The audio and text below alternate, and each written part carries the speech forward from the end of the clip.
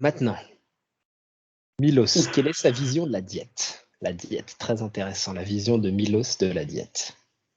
Milos, vision de la diète très très, je dirais, carrée, très scientifique, Très structuré. très très structurée. Tu calcules ton apport calorique avec différentes formules, etc. Et donc là, il a une base. Il part sur cette base et dit, vas-y, on part sur ce nombre de calories et on voit comment ton poids il évolue. Après, vraiment, lui, il a, enfin, il a je dirais, sa propre je dirais, théorie sur la diète où tu as plusieurs phases dans la journée pour faire du muscle. Euh, Tu peux être en brûlage de graisse enfin, dans la même journée. Hein. Tu peux être dans une phase où tu brûles du gras, tu peux être dans une phase où tu es anabolique, et tu peux être dans une phase, je dirais, de maintenance dans la journée. Donc, Exactement. quand tu te lèves, tu es à jeun, tu fais ton cardio, pour lui, c'est la phase où tu brûles de la graisse. C'est Exactement. là où tu peux cibler ça. Donc, tu peux cibler le brûlage des graisses le matin si tu es à jeun et que tu fais ton cardio. Ensuite, qu'est-ce qui se passe? Tu as une phase anabolique dans la journée. Elle est pour ce qui est Alors, par l'entraînement. voilà. Donc, c'est ça, je dirais, la phase La anabolique. phase anabolique se trouve tout autour du training, en fait, d'où son Exact. protocole de nutrition péri-entraînement. Donc pour lui, la phase anabolique va durer d'avant l'entraînement jusqu'à pendant, jusqu'à après l'entraînement.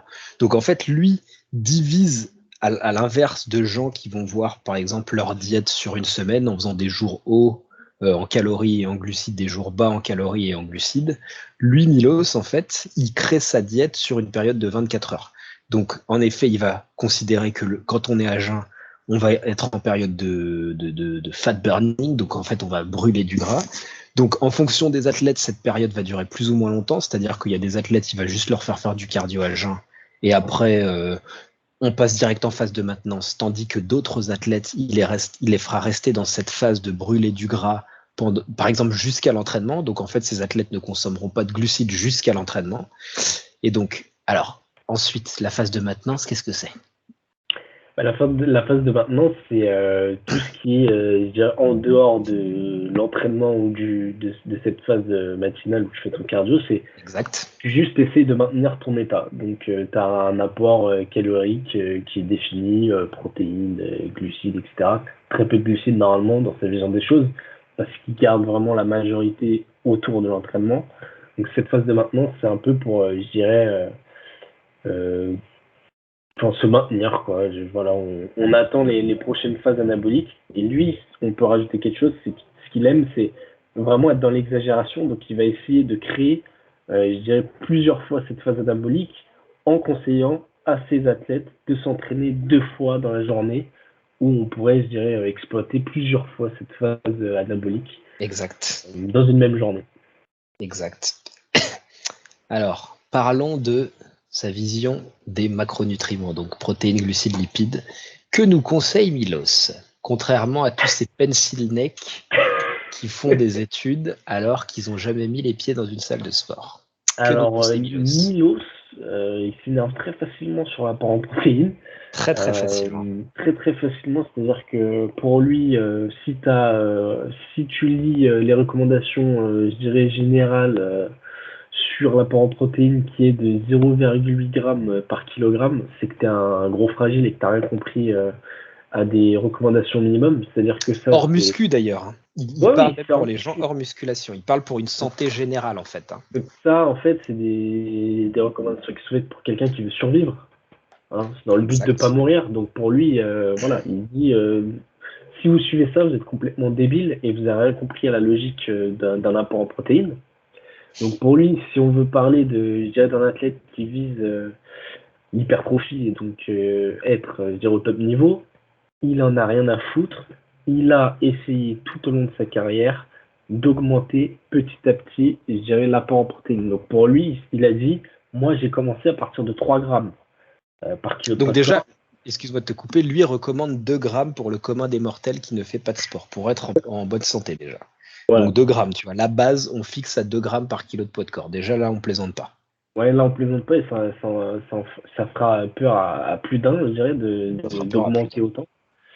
Et lui, Voilà. Dès les années 90, 3 grammes, il pose le game. Tu avais plusieurs personnes qui, je dirais, avaient un apport en protéines plutôt minime parfois. Donc, Plus vers les 2 grammes, en fait. voilà, il a vu des athlètes qui étaient à 2 grammes. Donc, lui, il a dit, voilà, moi, je pars de 3 grammes, je vois comment ça se passe. Et lui, c'est vraiment quelqu'un, comme on disait tout au long de la vidéo, qui est vraiment dans l'expérience. Donc, c'est pas uniquement avec ses athlètes qu'il a été dans l'expérience, c'est avec lui-même. Il a Avec essayé lui-même, avant tout d'ailleurs. voilà, donc au niveau de la diète, il s'est toujours dit, mais si ça marche à 3 grammes, pourquoi je n'augmente pas en fait? Pourquoi pas? Pourquoi Pourquoi je pas pousse après tout? pas le bouchon un peu plus loin? Donc 3,5 grammes, 4 grammes, il a dit qu'il est même monté à 5 grammes par kilo de poids de corps. Donc on est à 500 grammes de protéines là, un peu plus même je dirais. Et il a dit, moi j'ai vu aucun effet négatif, j'ai vu que des effets positifs. Voilà. Donc, Donc n'en déplaise aux déjà, rageux, Milos, voilà, ça fait 30-40 ans qu'il consomme 4 grammes par kilo de poids de corps et il n'a pas de problème au rein. Alors, qu'est-ce qu'on voilà. dit là, les petits médecins, là, les petits médecins du net, les Les neuneux, que médecins en disent les tout neuneux? cas, 4 grammes les de prot par kilo de poids de corps pour Milos, toujours aucun cancer, 102 ans encore vivant. Et vous les rageux. Donc voilà pour Milos. Donc Milos, ouais. Donc Milos, savoir que du coup, comment dire, ses confrères olympiens se sont intéressés à ses résultats, hein, notamment Nasser El Sombati de qui il était très proche, puisque Nasser venait aussi des pays de l'Est. Ah, Et oui, en effet. Et du coup, Nasser lui avait dit, mais à combien de grammes de prot t'es, toi? Et lorsque Milos lui a dit, augmente tes protes, Nasser a littéralement explosé. Alors, l'insuline y était aussi peut-être pour quelque chose, mais peut-être. les protes ont joué, donc attention. N'hésitez pas à monter à 4 grammes de prot. Bien sûr, si vous n'avez pas de problème de rein. Faites surveiller ça quand même. Donc, Attention quand même. Milos nous dit, on mange beaucoup de protéines, on mange 4 grammes par kilo de poids de corps. Qu'est-ce qu'il faut faire? Selon Milos, il faut utiliser différentes sources de protéines, donc essayer de varier au maximum les sources de protéines. Milos est plutôt sur la bouffe solide, était plutôt sur la bouffe solide. Pas trop fait spécialement fan des shakers de prot au début. Donc ce que Milos préconisait, en fait, c'est qu'ils avaient fait différents tests. Je me demande en plus si il n'avait pas discuté de ça avec Poliquin aussi à l'époque. Et il s'était rendu compte, en fait, que lui et ses athlètes, lorsqu'ils faisaient des tests pour les allergies à la nourriture, ils se rendaient compte que systématiquement, ils avaient une allergie aux aliments qu'ils consommaient le plus. Donc lorsque Milos mangeait une tonne de poulet et qu'il faisait des tests, il s'apercevait qu'il était réactif, allergique au poulet. Donc Milos nous a dit, à partir de là, qu'est-ce qu'on va faire? On va consommer une source différente de protéines à chaque repas. Par exemple, le matin des œufs, ensuite un shaker de protéines, parce qu'il a fini quand même, quand on est à 4-5 grammes par kilo de poids de corps, manger, ça va 2 secondes, quoi. Ensuite, on va prendre du poulet. Ensuite, on prendra encore peut-être un shaker. Ensuite, on prendra du yaourt grec, par exemple, ou du cottage cheese, comme ils aiment bien. Ensuite, on prendra du bœuf. Ensuite, on prendra du poisson, etc., etc. Milos, s'apercevant que quand même manger 4 grammes de prot par kilo de poids de corps, c'était assez balèze, il a introduit les acides aminés essentiels. Acides aminés essentiels qu'il utilisait déjà autour de son entraînement. Et il s'est dit, après tout, les acides aminés essentiels, c'est les acides aminés essentiels, comme leur nom l'indique, qui peuvent nous aider à construire du muscle. Finalement, c'est comme si c'était des protéines. Donc, nous allons consommer un certain pourcentage de nos apports en protéines, en acides aminés essentiels, afin de ne pas se retrouver à manger 3 kilos de nourriture à chaque repas. Voilà, voilà comment Milos a réussi à... Un peu comme le Fanta de Max Charles, quoi. Exactement, voilà. Donc ensuite, Milos nous Pardon. parle du deuxième macronutriment, pardon. Donc on vous a parlé des protéines, 4 grammes par kilo de poids de corps, la base. La base est à 2 grammes, hein, même pour les gars qui font pas de sport. Si vous voulez avoir un corps en bonne santé, c'est 2 bases pour Milos. 2 grammes pour Milos, pardon. Donc que nous dit Milos sur les glucides? Sur ce qu'on appelle scientifiquement parlant les hydrates de carbone. Alors, Milos, il est vraiment assez dans la réserve sur ce macronutriment. C'est quelque chose qu'il utilise avec parcimonie et comme on l'a vu, c'est quelque chose qu'il utilise majoritairement autour de l'entraînement. C'est pour lui le meilleur moment pour utiliser les glucides au sens où on va tirer profit au maximum des glucides sans avoir les côtés négatifs, c'est-à-dire la prise de gras. Donc pour Exact. lui, avec, je dirais, l'utilisation de l'insuline, de l'entraînement, je dirais des sources simples de glucides qui sont assimilés rapidement. Voilà, on injecte, je dirais, directement, entre guillemets. Hein. On injecte. C'est vraiment, À proprement dit. Pour l'insuline, ouais, c'est voilà. des injections à proprement dit, il faut le savoir. Donc, C'est on écrit dans mes injecte livres. les, les glucides directement dans les cellules musculaires. Donc, c'est vraiment son idée, tu vois. On essaye de ne pas se disperser, de ne pas avoir de prise de gras par les glucides en concentrant vraiment presque la majorité, presque la totalité de l'apport en glucides autour de l'entraînement. Alors pour lui, après, il nuance son propos, parce que si on est dans une logique de prise de masse, on va forcément euh, peut-être avoir besoin je dirais, d'augmenter les calories, et donc à un moment donné, quand tu es à 5 grammes de protéines, quand tu as déjà tes lipides, et que tu peux plus rien manger d'autre, tu vas manger des glucides à un moment donné. Donc lui, ce qu'il dit, c'est voilà, si t'es entre guillemets ectomorphe. Donc pour lui, ectomorphe, c'est quelqu'un qui prend pas de gras, qui, je dirais, a du mal à prendre du poids, qui doit vraiment élever son apport calorique. C'est quelqu'un qui peut y aller no limite sur les glucides, qui peut se la foutre, comme on dirait. Donc vraiment, quelqu'un qui peut utiliser sans limite les glucides. Après, tu as, je dirais, les endomorphes, encore pour lui, hein, c'est une vision qu'il a. Donc, endomorphe, c'est quelqu'un qui prend du gras facilement avec les glucides. C'est-à-dire que tu peux voir une différence physique si tu lui donnes un peu trop de glucides Il est au gras, mauvais moment. il sent Voilà, l'huile. ça sent l'huile, c'est gras, on voit du bourrelet qui apparaît. Donc, pour lui, c'est vraiment, on fait attention et on va plus se concentrer sur les lipides si on veut augmenter les calories. Mais en tout cas, hors de l'entraînement, les glucides, ça va être, ça va être un peu chaud. C'est Et pour tout le même monde. autour de Mais c'est pour l'entraînement, autour de l'entraînement, voilà, c'est pour tout le monde, hein, les glucides. c'est pour tout le monde. Et même, enfin, c'est pour tout le monde. Et voilà, même s'il diminue les quantités, il y en aura quand même. Et après, tu as le fameux God, le mésomorphe, c'est-à-dire quelqu'un qui prend le muscle facilement, quoi qu'il arrive. Lui, on se concentrera sur les glucides autour de l'entraînement. De toute façon, il prend du poids facilement, il prend du muscle facilement. Ouais.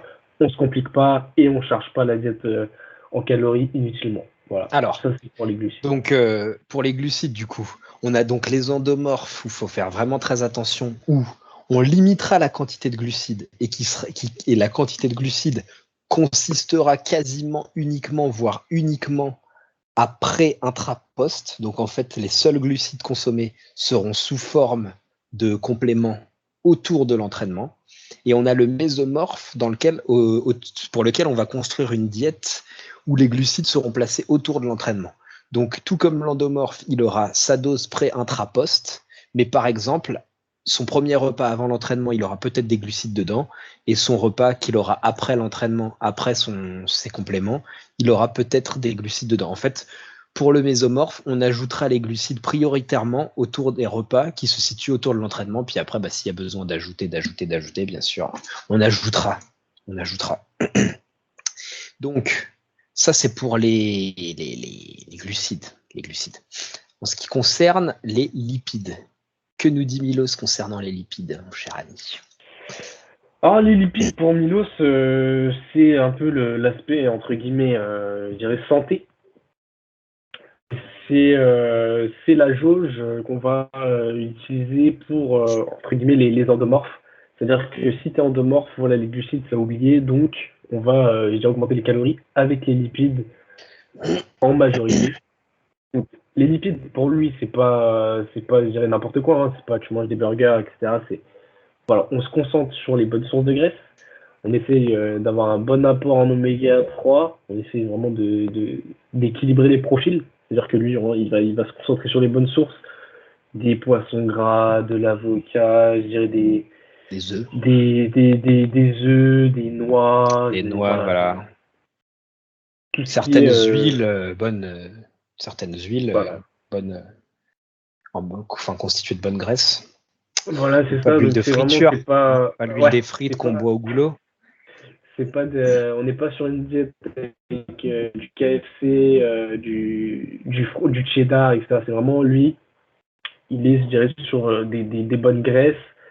Et voilà, jouer sur les graisses si vraiment on prend du gras facilement avec les glucides. Ne pas hésiter à dépasser les recommandations des pencil neck et de jouer la majorité de son apport calorique sur les graisses, sur aucun souci. Attention. Mais attention pour Milos, parce que Milos, c'est quand même très frileux vis-à-vis du gras. C'est-à-dire que pour tous ceux qui mangent beaucoup de glucides en général, il préconisera très peu de gras. Je crois avoir vu des photos, tu sais, Milos, c'était le genre à avoir un carnet où il notait tous les jours pendant ses préparations ce qu'il mangeait, Exactement, ouais. ce qu'il prenait en produit et tous ses entraînements. Au même titre que Nasser d'ailleurs. Au même titre que Nasser, au même titre que d'autres comme Dorian Yates, etc. Enfin, Dorian Yates, officiellement, il n'y a que le training qui notait, mais bon, on ne sait pas. Et donc, en fait, Milos, on peut se rendre compte qu'il consommait très très peu de gras, hein. Je pense avoir vu des chiffres proches de 40 grammes de lipides, donc ça fait quand même vraiment très très peu. Et donc Milos, en fait, sa théorie, c'est que... alors, une de ses théories qu'il a élaborées, hein, je ne sais pas s'il en est revenu peut-être, mais une de ses théories, c'était en fait d'éviter de consommer à la fois du gras et des glucides sur les mêmes repas. Donc ce qu'il aimait bien, c'était segmenter en fait la consommation de gras et la consommation de glucides. Pourquoi? Parce que les glucides font potentiellement augmenter l'insuline. L'insuline est une hormone qui va stocker, donc si on mange du gras en même temps, on va stocker le gras direct. Voilà la théorie de notre ami Milos. Donc Milos, qu'est-ce qu'il nous conseille de faire? On a vu tout à l'heure que pour lui, il y avait différentes phases dans une journée. La phase où on va brûler du gras, la phase où on va être en phase de maintenance, et après tout ce qui est autour de l'entraînement, qui sera la phase anabolique. Milos nous dit, pendant la phase de brûlage de gras, où on va brûler des graisses, c'est pendant cette phase-là plutôt qu'on va consommer des graisses, d'où le fait que les endomorphes vont être plus à même de consommer des graisses, parce que finalement, ils vont jamais avoir de glucides. Donc finalement, les endomorphes, leur journée sera construite de façon à ce qu'ils seront presque toute la journée, en fait, à part autour de l'entraînement, comment dire, dans une phase de perte de gras, en fait. Donc, on va consommer du gras principalement, en fait, quand on sera dans ces phases. Par exemple, Milos utilise souvent la diète cétogène sur ses athlètes. Donc, forcément, qui dit diète cétogène dit zéro glucides. Donc, ces athlètes vont consommer du gras. Mais en revanche, plus on va consommer donc de glucides sur certains repas, moins on va consommer de gras. Et on évitera de consommer glucides et gras sur les mêmes repas. Voilà. Ça, c'est pour Milos. Alors, donc Milos a bâti sa méthode d'entraînement qui s'appelle Hyperemia Advantage System. Donc, système avantageux d'hyperémie pour les francophones. Qu'est-ce que ça veut dire ça? Qu'est-ce que c'est l'hyperémie déjà?